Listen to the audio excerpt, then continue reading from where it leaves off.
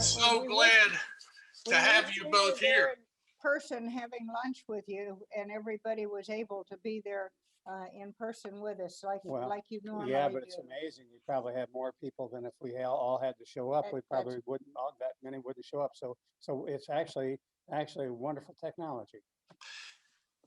As challenging as this year has been, this is one of the benefits that's come out of it is the expansion of video conferencing. And, well, we've learned how to do it, and it will never go back exactly to the way we were. I think we've got a new skill and a new tool to use. Well, it enables us to get together across great distances. You're in San Diego, and it's 9 in the morning there, and I'm in Atlanta, Georgia, where it's noon. And the 240 RSVP attendees are from all across the country, and even some from Europe and England. And so we're so glad to be able to bring everyone together around the King Schools presentation today and the King Schools story. And since it is time to start, I guess I want to welcome everyone that's here, taking time out of your day here at Christmas time to join the Atlanta Aero Club speaker series. And the way it's worked for 20 years that I've been involved with the Aero Club is we've had luncheons, and we've had people come together, and John and Martha have flown into Atlanta and done presentations to our crowd and our members in some of the venues we've held it at. And since we can't do that now, this is a great opportunity for everyone to share their program. I want to thank especially our gold sponsor, Gulfstream Aerospace, for their support this year. Without it, we wouldn't be able to do anything really too much. And our friends at EPS Aviation, want to thank them and the good work that Angel Flight, where Hope Soars is doing to help those using general aviation. And I'm sure he's listening. Hello, Pat. Good to see you. Pat Epps of EPS Aviation. Good to see you, Pat. Well, yeah, EPS Aviation's been a great supporter of the Aero Club. And not to dwell on it, I think everybody in aviation that's a pilot or has been around aviation for many years knows John and Martha. And they know John and Martha in a way that is very familiar and friendly and intimate. And having known John and Martha for 36 years or 35 years, I can tell you they're as friendly and nice and funny and smart and witty and charming. We actually have plenty of time for you to go on if you want, Steve. And more than that, and humble. Don't stop there. But that's the truth. And what better emissaries could there be for aviation than John and Martha King? You know, we kid about diseases right now, but I used to say, well, we don't kid too much, but one of the things I've always said is that aviation is a disease that nobody wants to get cured from.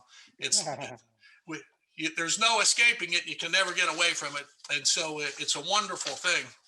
And John and Martha lead many of us as private pilots, and even commercial and airline pilots have relied on John and Martha's training courses to get them through the levels of certification.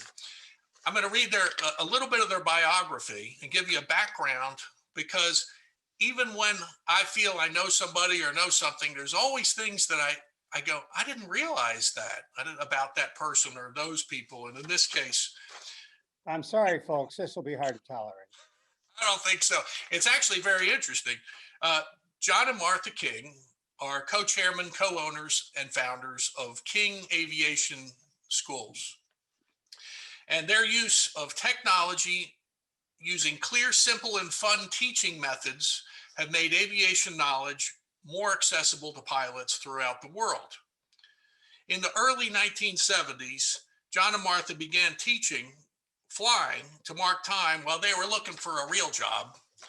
And after teaching live seminars for over 10 years, they put their courses on video, which VHS video is a new technology then, as we see a lot of new technologies coming out now.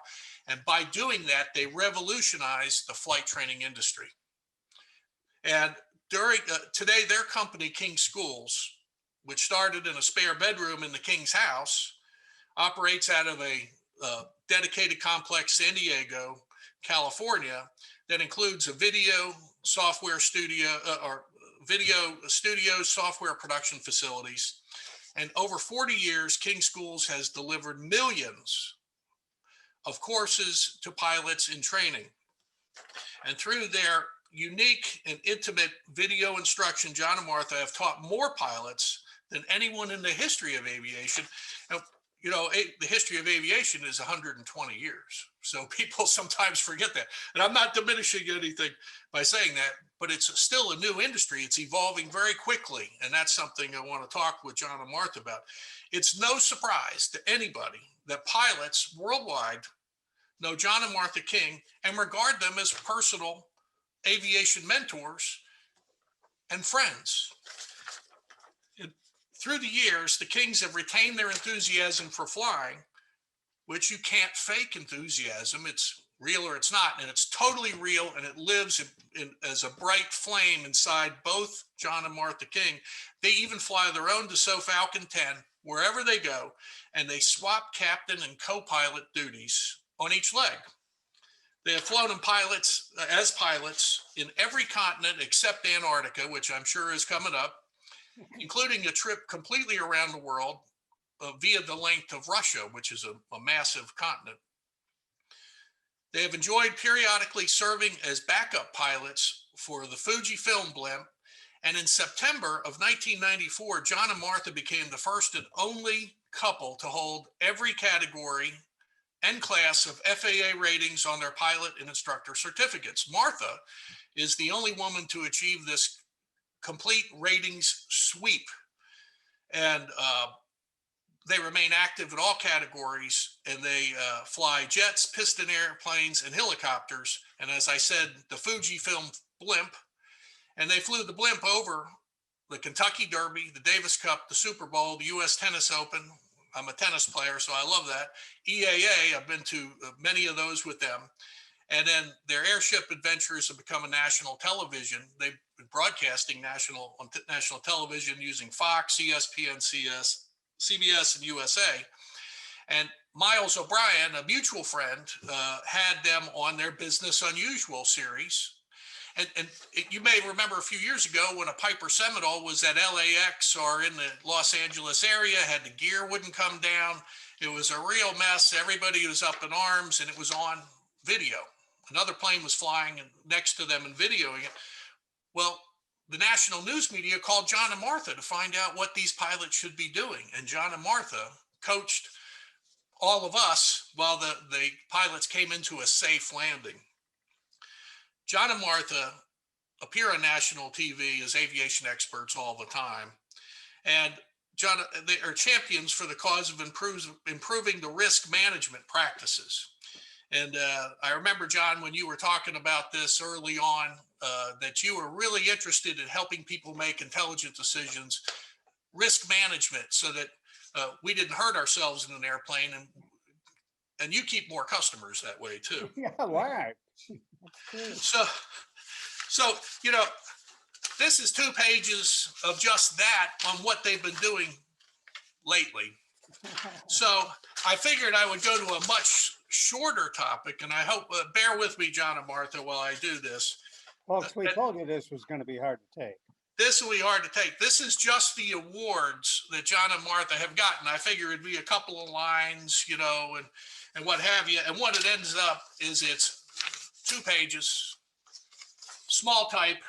This is just the awards they've gotten, and I'll highlight them. I won't go through them all. The National Aeronautics Association, Distinguished Statesman of Aviation, the Aero Club of Northern California, our brother organization, and AOPA's award, the Living Legends, which is in Los Angeles, the International Aviation Hall of Fame, the Frédéric Aéronautique Internationale, which is the first international aviation organization, the National Aeronautics Association Cliff Henderson Award, NATA, and President Clinton even tapped the Kings to head up the Flight Centennial Advisory Board in 2001. So if you want some interesting reading, do a Wikipedia search of John and Martha King, because it's as amazing as you could ever imagine. And I'm going to turn this program over to John and Martha because they've got some great information on straight talk about aviation safety. And they would know what they're talking about, because if you look at the King School products on their website, there's 77 courses that they offer right now. And by the way, they make great Christmas presents. So John and Martha, I'm going to hand it over to you and let you speak to the attendees. You're not going to quit talking, are you, Steve? That was fabulous. You know, we really appreciate the venue. Are they still getting us okay? Yes. Yes. All right. We really appreciate the fact that you have done this and made this available to all of us. And Martha and I have been passionate about aviation and flying and pilots, by the way, for a long time.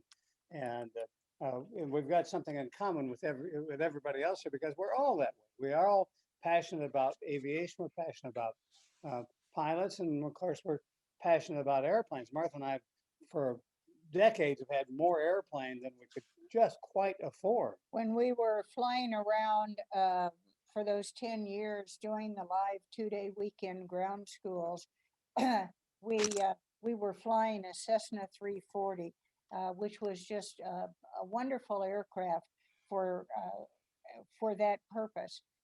But you know, as Steve said, aviation is indeed a disease, and it's progressive. And eventually, like many other people, we just had this terrible, terrible need to smell jet fuel. And that is a very expensive disease. It is a very expensive disease. So we went out and we bought a Cessna Citation. And people ask us, well, what number was it? A 1, a 2? And we used to call it a Citation 0 because it was before Cessna even had the numbers on the aircraft. And it was fabulous for us. It was very safe, great performance for us, stepping up from that Cessna 340. But it was just about the slowest business jet ever built.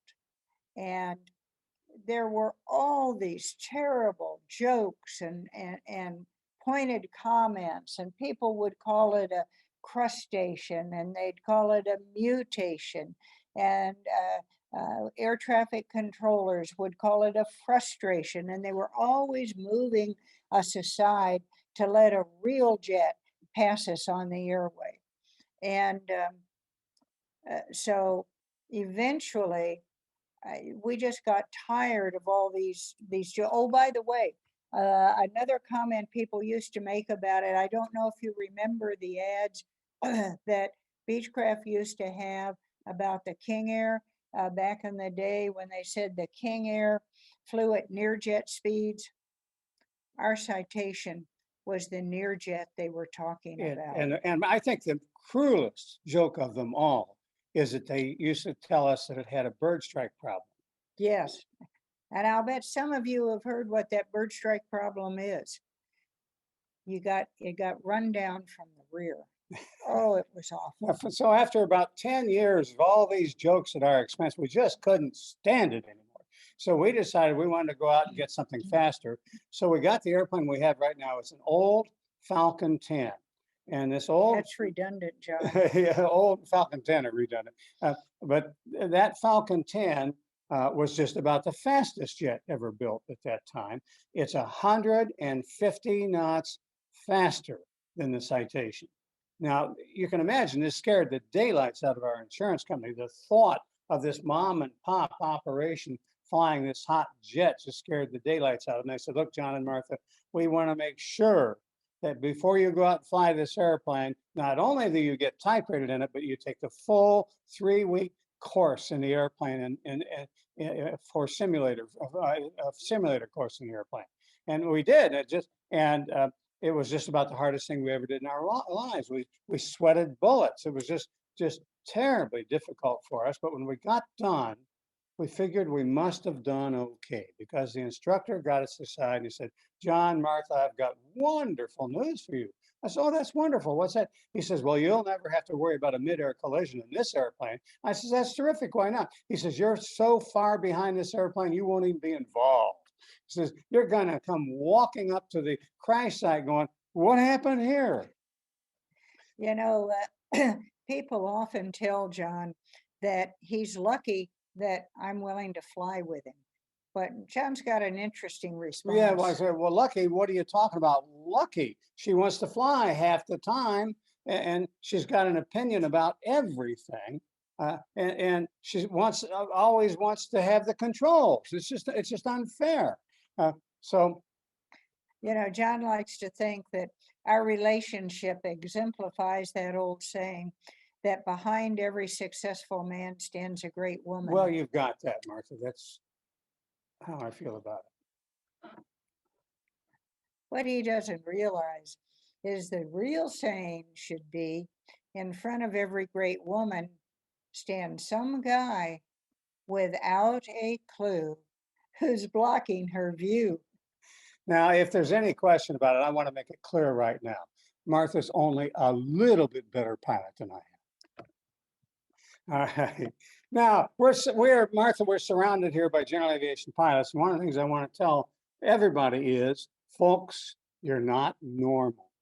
And the reason I say you're not normal is normal people don't do extraordinary things.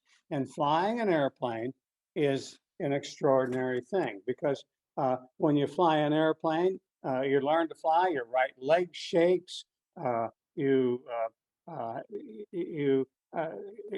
take your sweat all the way down to your belt and beyond. It's very stressful. So flying takes about everything you have, and it uses your mental capability, your physical capability, your emotional control, and it requires a lot of motivation and goal orientation. And in fact, you became a pilot because you're a goal-oriented person, because what you did is you went through all of these things we talked about: the stress, the sweat, the right leg shaking, and so on.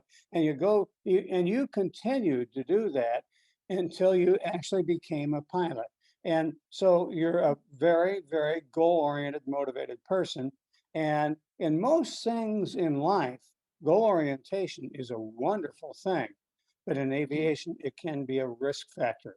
So we'll talk about that more later on, how in aviation, goal orientation can be a risk factor. In general aviation, one of the things that's particularly important is honest discussions about safety. And the reason it's particularly important in general aviation is we do not have all of the systems surrounding them that keep airline pilots safe. And in general aviation, risk management is mostly up to the pilot. So it's important to have those honest discussions. And the problem is that discussions about safety, particularly in general aviation, often are not helpful or insightful. And actually, in some cases, they can be counterproductive. For instance, after an accident, it's very common for people high in the aviation authorities in the FAA or the Department of Transportation to come out with assurances to the general public saying things like, safety is our #1 priority, or there can be no compromise with safety. And the problem with that is those assertions are comforting for the general public because they assure the firm resolve to do better, but they aren't and cannot be true. Because anytime you go somewhere, anytime you move an aircraft, you're basically saying that moving the aircraft ranks ahead of safety, because it would always be safer to stay put. There's an old saying, a ship is safest in the harbor, but that's not what ships are built for. And it's the same with airplanes. They're built to fly. So we have to figure out how to do our risk management and not have intellectual dishonesties. Dishonesties. We can say that. Dishonesties. You can. Now, the problem with these little dishonesties, like there can be no compromise with safety. Safety is our number one priority. Is that they tend to end the discussion and they, excuse me, they substitute for things that can actually be helpful because there's no guidance to something that says safety is our number one priority, or there can be no compromise with safety. It doesn't help you do anything. It just makes everybody comfortable, but it doesn't help you in any way. So you don't want to end the discussion there. And now the problem with a lot of safety advice, we're going to talk about safety advice, is many times it's preachy, it's smug, it's superior, it talks down to people, it's demeaning, and it's offensively critical of people, and it gives you very little guidance. For instance, we talk a lot about aeronautical decision making. Well, if you tell someone they had a failure in aeronautical decision making, or that they have no judgment, there's no guidance. They don't know what to do. And basically, these like no judgment or lack of aeronautical decision making kind of implies you get to a fork in the road and make a decision. And our philosophy is more than making a decision. It's risk management is something you should plan, that you should work out in ahead, and you don't wait till you get to a fork on the road and then make a decision. We don't want to be reactive. We want to be proactive. So risk management really needs to be a proactive habit of identifying risks and then mitigating those risks. So we talk about, Martha and I like to talking about clear and honest language. And the language we want to talk about, rather than talking about safety, safety is an outcome, but the way you get safety is risk management. And that's how you get there. So we want to have pilots thinking about and talking about the risks they're about to take and how they manage those. And to do that, we think pilots should conduct what we call risk surveillance. Right, and risk surveillance, John and I have some tools we use. One of them, the FAA acronym of PAVE, but also one that a lot of jet pilots use, CHORD, and we have modified it and made it our own, and also CARE, that are tools that we use during our flight planning and our preparation for a trip. And we'd like to share them with you in the hope that they're useful for you also. So during flight planning, when you're planning a flight somewhat in advance, you can pave your way to a safe flight. PAVE is for situational awareness planning, because what it does is puts the potential risks of a flight into one of four categories: the pilot, the aircraft, the environment, or the external and internal pressures. And the thing about putting risks for a flight into these four categories is that it allows you to look at it and think about in an organized way, not, is this a yes or no, but how do I mitigate this, modify my planned upcoming flight so that I can still do it, but perhaps differently, and reduce or minimize the risk. So let's talk first of all about the risks associated with the pilot. And pilot is a big risk, as we all know. And so the question is, are you current in this airplane? Are you current for the trip you're about to do? Are you current as far as instruments or nighttime? So one of the things you want to think about is, are you current to do this trip? Another thing you want to think about is, what's your physical condition? We use I'm safe for that. So do you have an illness that could be a problem, or like a cold or something that would be a problem, or are you taking medications that can be a problem? The FAA has a whole list of medications they don't like. Or are you under some kind of stress? Stress is a risk factor in flying the trip and your ability to manage the trip. Is alcohol, recent alcohol, a problem for you? Do you fatigue and food is another one. A lot of people will work all day and then go flying in the evening without having any food, and so they take off tired and hungry, and that's a risk factor. And finally, emotion. If you're mad at the world, flying an airplane is not really the way to work it out. So one of the things you want to do is when you're starting to think about the trip, do a quick rundown of how you're doing and think about the risks associated with you in this trip in this airplane. And the A in PAVE stands for aircraft. And the aircraft is, the FAA often talks about go, no go. And Martha and I don't want to talk about so much about no or go, no go, but we want to talk about how do we need to change this trip? Is this the right aircraft for this trip? Or do we need to change the trip to meet the aircraft? Are we asking the aircraft to fly further than its range would allow? Are we asking the airplane to carry a load? Are we asking it to fly in conditions like nighttime or instruments that it's not ready for?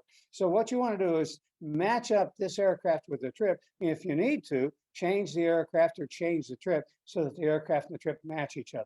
So you need to think through about the capabilities of the aircraft. The V in PAVE stands for the environment. A little bit tortured there with the V, but that's we always have to have our acronyms. And we're talking about, is it daytime or nighttime? What's the weather like? What's the terrain going to be like? What's the airspace going to be like that you're operating in? And are you personally ready? And is your aircraft ready to be able to operate in that environment? And maybe the combination of the weather and the terrain, maybe it's over mountains and the weather's not great, leads you to change the route so that you're not headed directly over a higher part of the mountains. Maybe you're going clear around, or certainly over a lower area, or looking at the weather ahead of time, you figure out that if you went earlier or later, the conditions would be better. Just think about the issues with the environment and make sure you feel capable as far as handling those are concerned. But the most important part of PAVE is the E, the external and internal pressures on you as a pilot. As John said earlier, as pilots, we are all very goal-oriented. That's how we became pilots in the first place. We set a goal and we got there by working hard, staying motivated, and keeping that goal in mind. But the problem is, while that's a fabulous personality characteristics, goal orientation, in most of life, as pilots, that can actually be a real problem, because it will tend to drive us to do things, start a flight, continue a flight, try a landing at an airport with difficult winds or short runways, or one-way strips in a canyon that really we shouldn't be doing.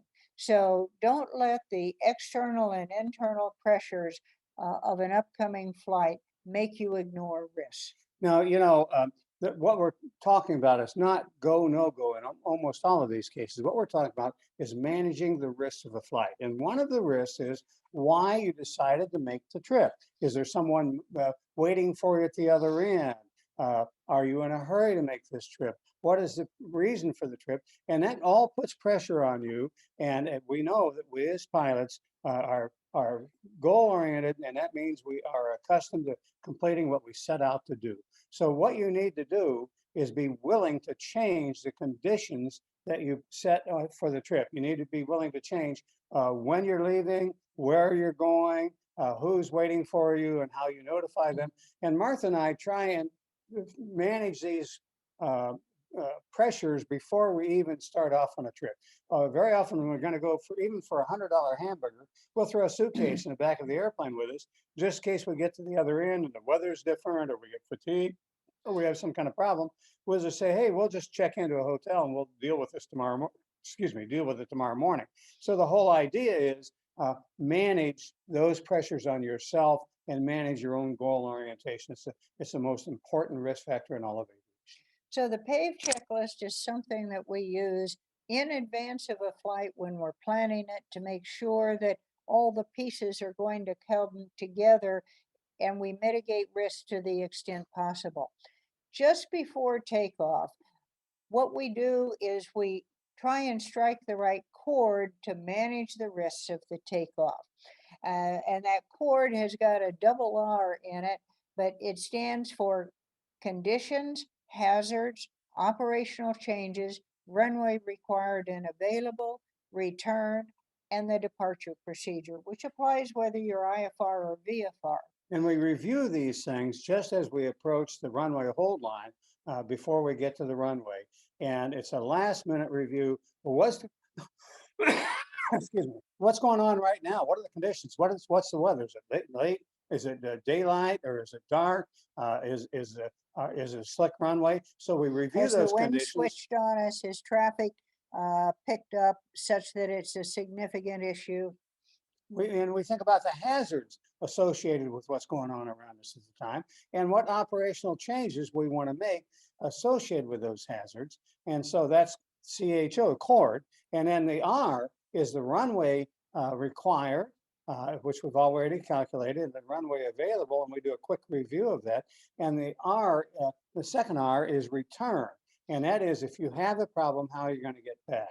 If you're in a multi-engine airplane, you'll just do the normal single engine climb and return back, particularly if it's a jet. And some piston airplanes are going to be very hard pressed to do that. So you may want to think about putting it down somewhere. And on a single engine airplane, something the FAA is now requiring flight instructors to review when they do a flight instructor refresher clinic, and that is the impossible turn.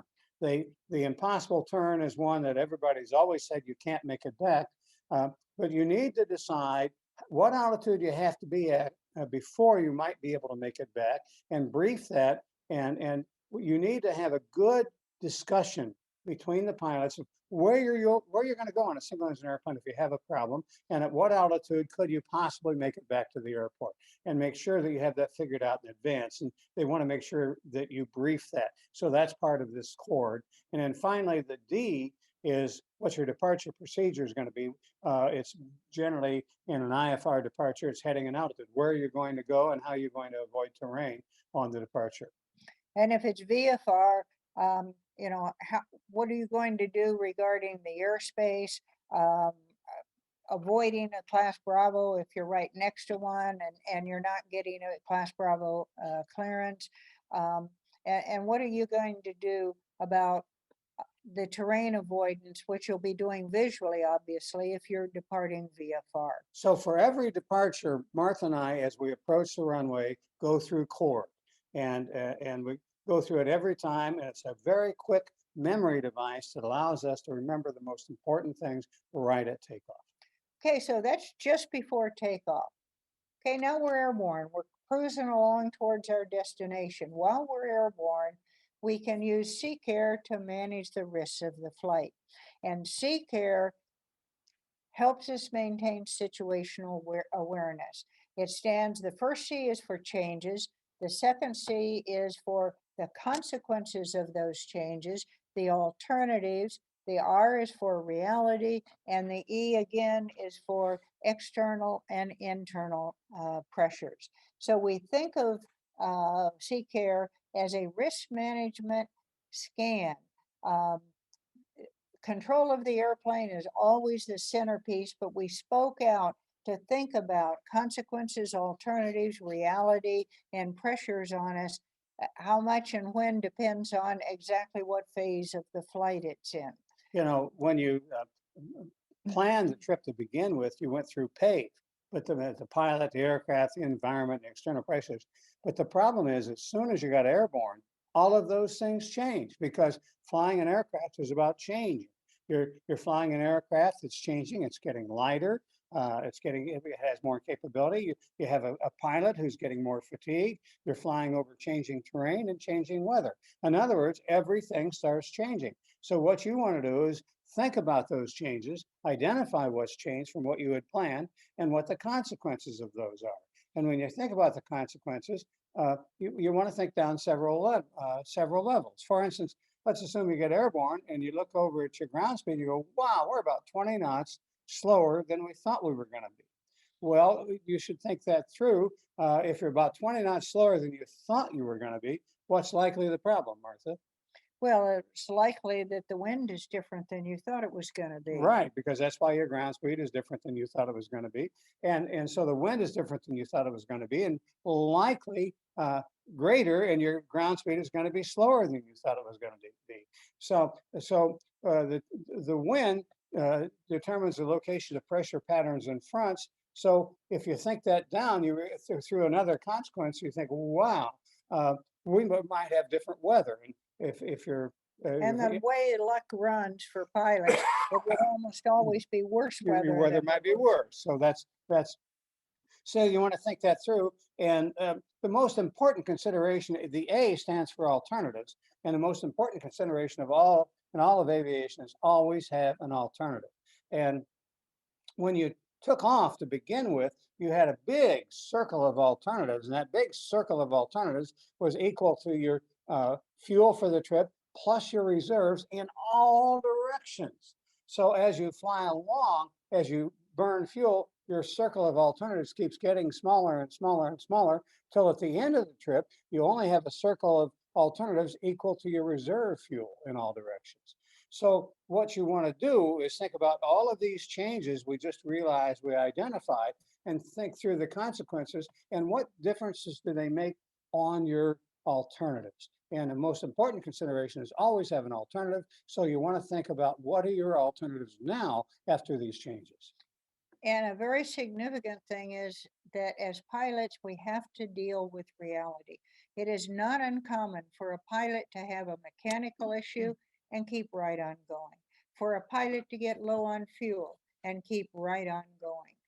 They are not dealing with reality. So as pilots, what we have to do is deal with things as they really are, not the way we planned them to be. Life doesn't always agree with what we're wanting to do. Well, Martha, why would people not deal with reality as it really is? Because they are goal-oriented people.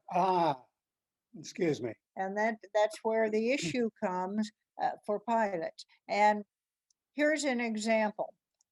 John, do you remember the biggest cause of cross-country fatalities? Continued VFR and IFR conditions. Absolutely right. Continued VFR into worsening weather. Did I do okay? You did good, Okay. John. Now, do you really think that anyone takes off and deliberately flies into weather that they know is going to kill them? Of course not. What happens is that they take off and the weather changes, and they look at that, and reality is getting in the way of what they want to accomplish, in the way of their goals. So they just ignore the differences, the changes from what they planned, and keep right on going. The point is that when things change, you have to change your plan. So once again, that goal orientation sounds like a terrific thing, but it can Right. certainly get you into trouble. And that brings us back again to the E for the external and internal pressures on us, our goal orientation. We have to make sure that we don't let those external and internal pressures make us ignore risks that we should be paying attention to and changing our plan because of them. So as you said, John, goal orientation is wonderful in almost all of life, but it is a very significant risk factor in a pilot. And I think what we should all be thinking about, what would happen that would make me not want to change my plan? And then you need to figure out how you can manage that. And in the case of we put a suitcase in the back of the aircraft. We try and take the pressures off of us that would make us ignore the risks in flight. We try to not have people meet us at the airport. We either say, well, we'll get a car and come meet you somewhere, or we'll call you when we land. We make sure that we have a cell number so that we can reach them if we decide that we need to land before we get to our destination due to weather or mechanical things, or probably most commonly fuel issues, so that we have alternatives as far as we have ways to mitigate those risks that tend to put that pressure on us. You know, there is a tension between um, our goal orientation and risk mitigation. And we have to come to terms with that tension. In general aviation, we do not want or need to be as rigid as the airlines. That would take the fun out of general aviation. But we do have to accept that there are reasonable limitations on our utility of our aircraft. So what we would ask you to do is to think about using the tools that we use, PAVE, CHORRD, and CCARE, to manage your risks of flying and to manage your in-flight risks. So folks, that's the end of our presentation. We would like to make a special wish for you at this point. We'd like for you to keep the pointy end forward, the dirty side down, and by all means, please. Stay out of the trees. That sounds great, John and Martha. Can you hear me okay? We Yes. can. Well, let's see if Justin, if you can put me back up there. And that was a fabulous presentation. And as a private pilot, we all need to remember these things and think about these big issues. And one thing to add to that, John and Martha, was manage passenger expectations. Yes, Huge. it is. It's a That's good one. huge. I'll tell you where you're really in trouble is when your passenger is a pilot. It's a risk factor to take a pilot with you in the airplane because they wind up arguing with you. They want to advise you. They'll have an opinion about, oh, it's not that bad, you can make it. Yeah. When they shouldn't be talking to you about things like that because your capabilities are different than theirs.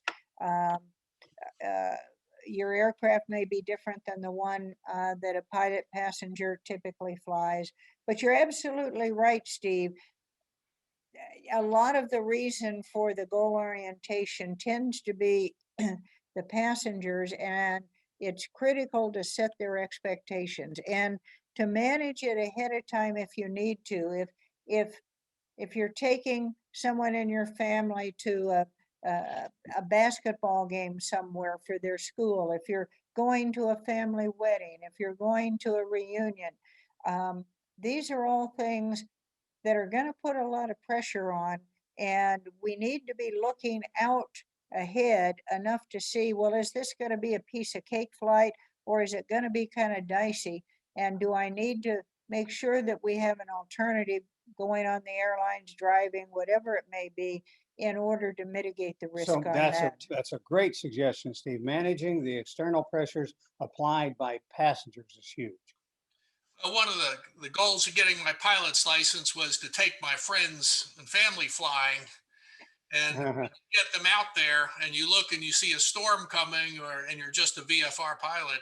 It's hard to tell them, explain to them that it's not a good idea right now. We're going to go. Right, right. And they very likely will say, oh, but it's a long way away. Well, things move, you know, and you get caught by it up in the sky, and it's not near as pleasant as it might be if you're, you know, in a nice warm room looking out the window. Well, how long have you had the video courses and all of your courses for sale now? Has it been since the 70s? Well, we started doing what we did originally was weekend ground schools, and we would have live weekend. We had a circuit of cities that we run around to, cities like Sioux Falls, South Dakota, Fargo, North Dakota, Billings, Montana. You might think, well, those are weird cities to travel around to. But the deal is they were had a lot of general aviation pilots because of North Dakota, South Dakota, Wyoming, a lot of general aviation pilots. Plus, they didn't have many services, so they had to drive 6 or 7 hours to go to ground school. And if they were doing a regular ground school, they would go once a week for 6 or 7 weeks, and they'd have to do that drive every time. So if we could meet them in some place like Billings, Montana, they could go drive to Billings, Montana, take their family with them, put the family in the swimming pool for the weekend, and we'd get their ground school done in a weekend. They'd let them out once in a while from the pool. So Ground schools in person, flying there in your own airplane. we had a Cessna 340 for a lot of those years, and flew there on a Friday evening, and then Saturday and Sunday, we would teach the ground school. On Monday morning, the FAA would be there to give the test. We would give the test on Monday morning. Excuse me, and then would fly home on Monday afternoon. And we did that. We were getting lots of flying time, and but ultimately we got fatigued doing it. And so someone said you should put these courses on video.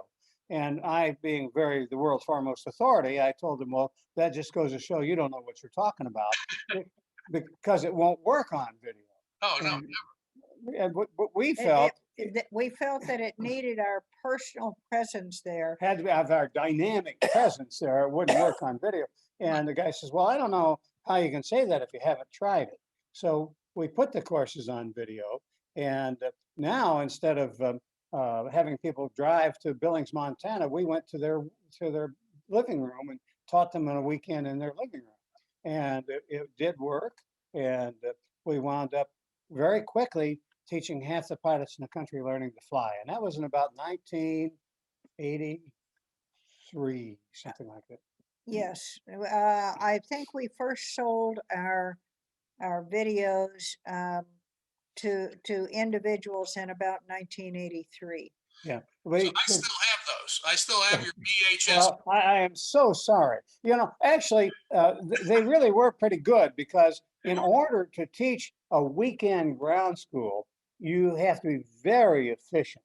And if you get started wrong and you explain things wrong and they're confused, it winds up taking longer, and you can't do it in schedule. And we had to do this in schedule. So we really had the material organized. We had our jokes down. We knew how to get started in it so it didn't confuse people, and they were really good. So when we put them on video, we had all of that, and it worked, and it worked for them in their living rooms as well. And And so so that's why we were able to sell so many of them. over the years, you went from VHS to CDs. You had those CD cases Yes. for many Right. years. Right. And Right. then the internet, and now it's all online. Is that right? Or Yeah, people say to us, John, Martha, you've been in this business for 45 years. How is it you're still eating regularly in this business? And the answer is two things. Number one, every course we've ever done, including the live weekend ground schools, we ask for customer feedback, and we've been very responsive to the customer feedback. If someone says, John talks too fast, John learns to slow down. Just whatever we were doing wrong, we learned to correct it. And so we've always done that, and we do that today. Every course that someone takes, we get their feedback, and we're very, very responsive to it. One of the things we do is when we get feedback now, it comes to us electronically, of course. It goes to every employee in the company. Our feedback goes to everybody in the company. We also do weekend ground schools, flight instructor refresher courses, and the FAA lets us, of course, renew people's flight instructor certificate with those courses. We give our feedback to the FAA. So when we get At the same at the time, same time that we get it, we don't edit it, we don't change it, and we want everybody to see the unfiltered feedback. So the way you get good is people tell you what you're not good at, and it hurts, and you fix it. And the way you put pressure on yourself to get good is you have everybody in the company and everybody you're dealing with, including the FAA, see that same feedback. So when they tell you, John, you're full of beans, you don't know what you're talking about, everybody sees it. And so I have to try and get better at what I'm talking about. So the feedback and being very responsive to it is the number one reason we're eating regularly. The second reason we're eating regularly is we've been responsive to changes in technology. And so when we discovered that video worked and we actually could go to somebody's living room and teach them in their living room, we were responsive to that, and we rolled it out and took advantage of it. And we've done that from going from VHS and beta, and then from CDs and to DVDs, DVDs, and then online. and then the courses are online. The advantage of the courses being online is that we don't have to ship anything. They don't have to install it on their computer. It's all online. They don't have to install it. The biggest problems that our customers used to have with the programs back in the CD and DVD days was when they would install the program on their computers, there were always conflicts, different drivers for the printers, different drivers for this, that, and the other. And we had a lot of tech support people who spent a lot of time basically sorting out Microsoft issues having to do with clinging to this driver or that driver when our program wanted to use something that we thought was more effective, more efficient. So we began to realize by having it being installed in their computers, we were creating problems for people. And a lot of their difficulties, a lot of our difficulties was dealing with the fact that it was being installed on their computer. So going online solved all of those problems. We don't have to ship anything, just made life go easier. But the interesting thing is that we've actually, if you want to consider it this way, we've gone back offline because we have a companion app, a King companion app that customers can download their courses to, and On an iPad on an or an iPad iPhone. or an iPhone, and then they can take that course once they've downloaded it anywhere they want. They can go out to the beach, they can study on an airplane, whatever they want to do. And whenever they're in a situation where they can connect to the internet again, it will automatically, the program on the iPad or iPhone will automatically sync with our servers at King Schools. So if they then want to go to a laptop or a PC, they can go in and everything they did on the iPad or iPhone is there, and they don't Right up have to date. right up to date, and they don't have to try and figure out where they were. And we have a couple promises we make to people. Two promises. One, we'll keep the courses online, always up to date, and they'll have That's lifetime. another big advantage of the We can always have them up online. to date, and they get lifetime access to the course. So they could get as old as us and still have access to the course. So if your computer crashes, you can still sign on to King Schools, no matter Absolutely. where you are, complete portability. Absolutely. So you've taken it out of the living room. A big change is you're out of the living room and people can use any of their devices like this to Right. be constantly learning when they have the Right. time. Right. You can use your cell phone. If you want to You put use it your this iPad. way, we've taken it out of the living room and put it in your pocket. I think your website says triple satisfaction guarantee, not one satisfaction, not two, but triple guarantee.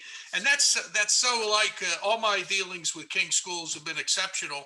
And let's talk about the people at King Schools. You hire pilots. You've got Barry Canutula, a tremendous pilot. You got John Dowd, who's a outstanding marketing expert. You've got so many great people. You've got what, 70 employees now? About 50. Okay. One of our philosophies in life is, as entrepreneurs, you should leave everyone better off for having had a contact with you. Just Right. everyone.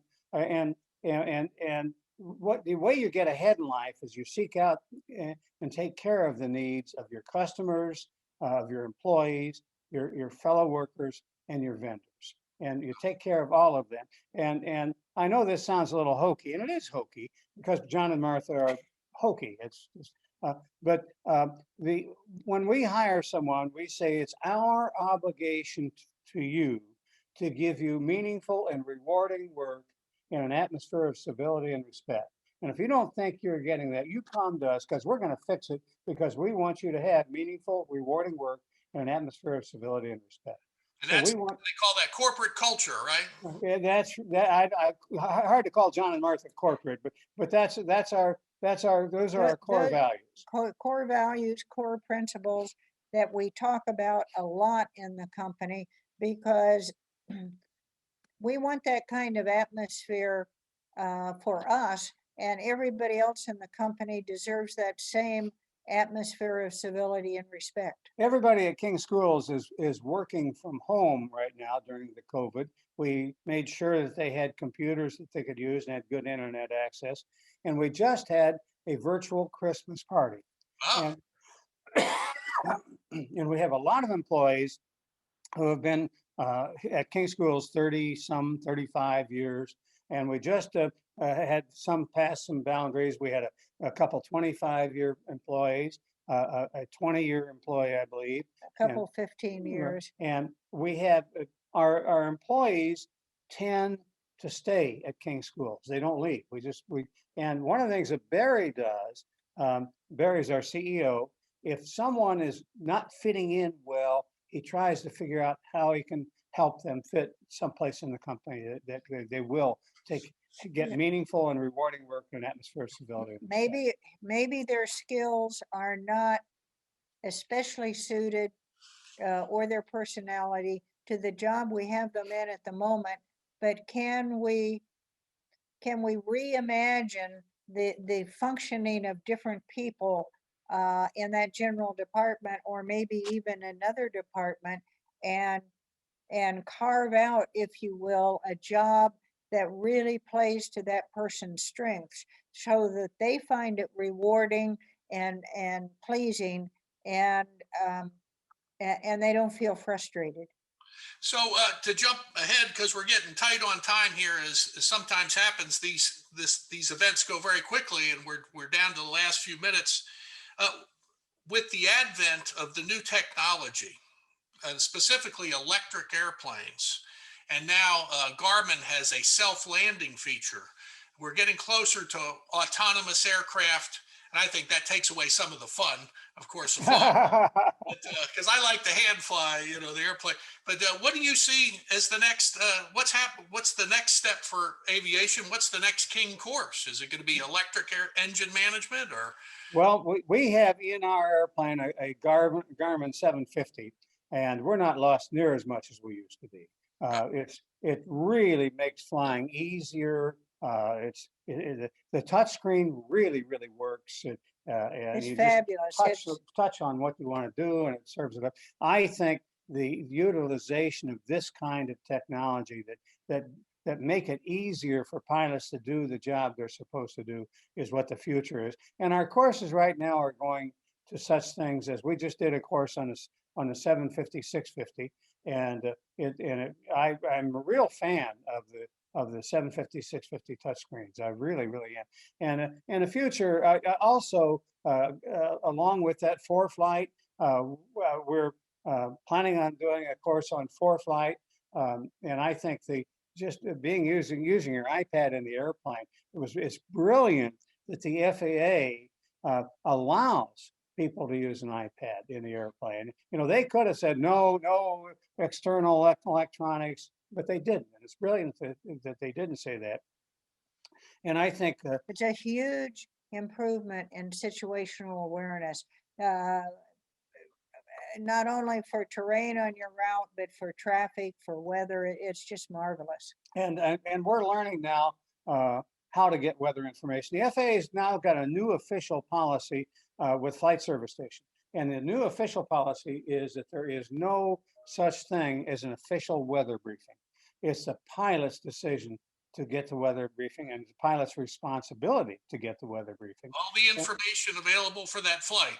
Right. And there are so many ways to get that information now. You don't have to call any one particular number to get that. You can still call flight service, but as John says, there's a ton of other places that you can get very valuable, very graphic weather that is a huge step ahead in terms of situational awareness, of understanding the weather patterns and what's happening.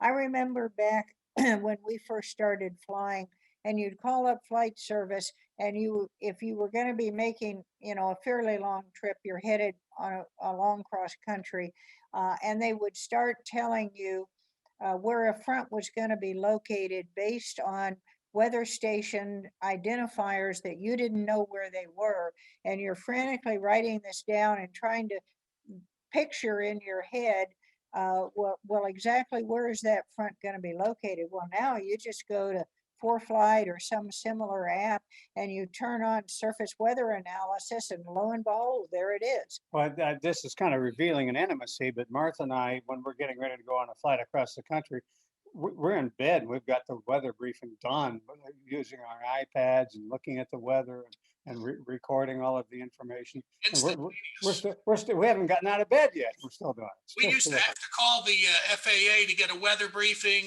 and those kind of things. And everybody that's on, and thank you all for being here. It's 1 o'clock, but we're going to go a few more minutes if you care to stay with us. John and Martha, maybe another few minutes. Can you? Sure. Yeah, thanks for joining us, folks. It's So the future of aviation is information and how we handle information. That makes total sense. And what are your thoughts about during where aviation, general aviation is right now, like the flight schools? And there's a tremendous flight school called ATP that operates 50 locations now, 50 locations across the country. And I've known them since they had 3 airplanes and now they got 450. So, but they've always been very concerned about using good training techniques. Is flight training still progressing during the pandemic? As far Yes, as it is. And ATP, by the way, uses King courses a lot. oh, well, that's smart. And they're very, very ethical. They're very classy. They're wonderful to deal with. They just couldn't be more responsible and good to deal with. They're fabulous But organization. one of the interesting things is how much up general aviation activity actually is. There was a slowdown back at the beginning of the year, around March, April timeframe, but flight training has really pretty much roared back, and it's interesting because you look at it and you say, well, look how the airlines are not flying right now, and how could people be interested in learning to fly for a career? But they're looking at the fact that a whole bunch of pilots on the top end of the pilot rosters for a lot of different airlines have taken buyouts, done retirement, had mandatory furloughs where they end up going off and finding another job. And a good percentage of those never go back to the airlines. So there's going to be a lot of opportunity in the airlines. And now that we have a couple of vaccines for COVID and more coming on, probably 2022, maybe the end of 2021, it's going to be very interesting to get going again. Yeah, I tell you what, the electronics and technology and information, we are doing this now a long distance with people all over the world. And it used to be that when you had a long distance call, people would come in running in the room because of the expense of it and say, it's long distance.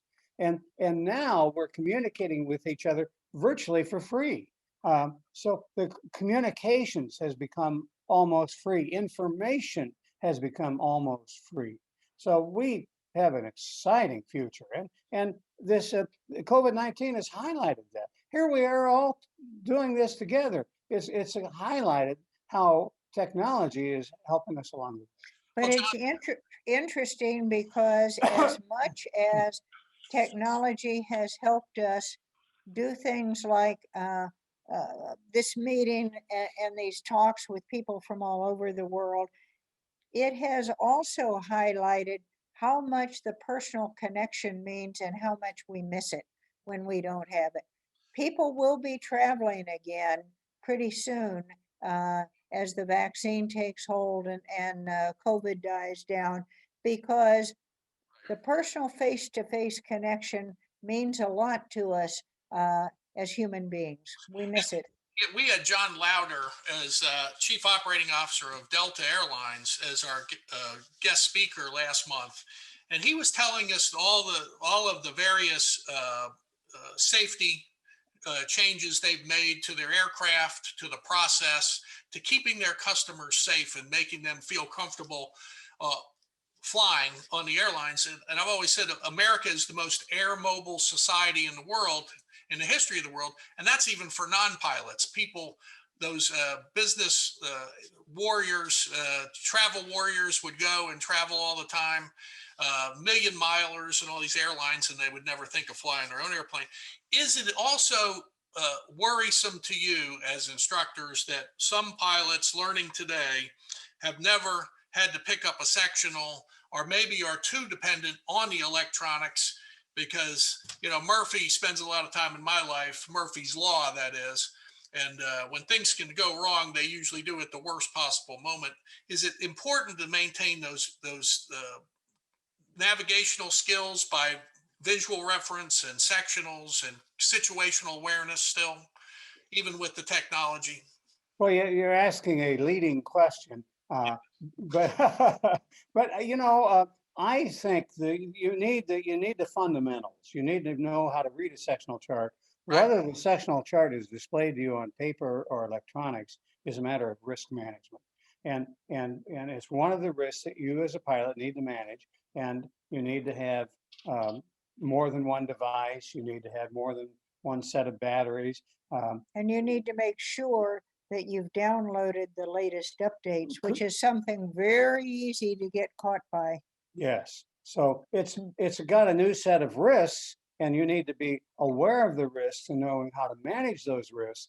But I don't think it's necessary that you have to have a sectional chart on paper.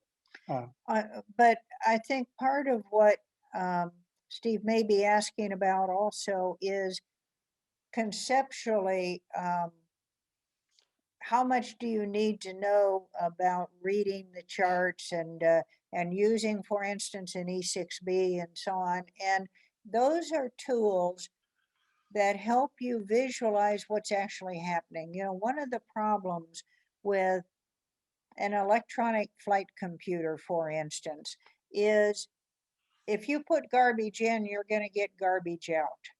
And things like actual sectional charts, rather than whether electronic or paper, as opposed to just, you know, drawing a line from San Diego to Atlanta and just tracking it regardless, keep you in the loop as far as airspace and temporary flight restrictions, terrain and weather issues. It's a way of being grounded with good situational awareness. I think the electronics can make us more human, can make us more aware of other people. And today, look at how we're all connecting with each other. We're more human because of the electronics, but they can also take it the other direction. But I think having an approach plate now on an iPad that shows the position of the airplane while you're making an approach beats the heck out of paper as far as I'm concerned. Right. Well, the joke was there's a whole generation of students that have never actually been lost. And when I was learning to fly, I was always lost. You know, I mean, we were always kind of verifying where we were, and we were never really 100% sure. So that's an issue, and so we're about 9 minutes, 10 minutes over here, and so here we are, a few days before Christmas, and those of you that are watching, it's a great time to get a King's course for yourself as a Christmas present for yourself, and maybe hearing this presentation about how to stay safe in an airplane. And the airplane is one of the few places we can go that is safely social distanced. Yeah. Yes. And as my ex-girlfriend used to say, it's cheaper than a psychiatrist. And when I was in a bed, I'm not so sure. I'm not so sure it's cheaper, but I think it's a lot more effective. and it's one of those great things we can do as we're coming out of this pandemic issue. And so I encourage everyone that's gained something from this King presentation, and if it's reminded you, if you've reacquainted yourself with the Kings, and you remember why you always loved them so much and used them, go ahead. They can still get a course in time for Christmas for a family member or a friend, can't they, John? Well, Oh, they yes. certainly can. Right, because we don't have to ship Well, anything. the only thing that they get is ship is electrons. We don't have to ship anything to get it there in time. Right. I know they were We, sending we, another we truck. can get those electrons there in time. Sorry, Steve, go ahead. I used to kid at Trade a Plane when I was there that we had so much activity on our website that we need to get another truckload of electrons in shipping department to send out all that stuff. I'd like to encourage everyone, if you enjoyed this program, to visit King Schools. They had, when I counted earlier today, 77 courses or packages. These are great presents. And if you've forgotten a few things and you're a little unsure about flying, the longer I go between flying, the less confident I am. So I like to review. Get yourself a course to get the rust off. And I want to thank everything John and Martha are doing. And for the people that are watching this that are Atlanta Aero Club members and people that would like to be, we're going to continue this series. And we hope to have John and Martha back if they'll be kind enough to do it, since extremely great friends of mine personally for many. That's for sure true, Steve. And I mean, they are just as they appear to you on their videos and in front of you right now, genuine, very kind, courteous, good people that share a passion for aviation that transcends anything else, any socioeconomic, racial group that could ever be listed is all wiped out by the passion for aviation. And if you like this, join the Atlanta Aero Club. AtlantaAeroClub.org. It's $55 for a membership for a year. We'd love to have you as a member with us. And I also want to thank ATP and Gulfstream and EPS Aviation, and especially the people I work with at AvBuyer magazine. I'm their publisher US of this magazine. Have you seen this one, John? We have. Yes, we have. Yes, we You've have. seen that? And we also have a publication called GA Buyer Europe. This is a paid commercial announcement. Seen that. So this is similar to what you remember where I was before. Uh-huh. And so I'm very grateful to the people in England. And I want to wish everyone in America and around the world a Merry Christmas, Happy Hanukkah, Happy Holidays. And let's say a prayer for those in England with this virus, this new strain.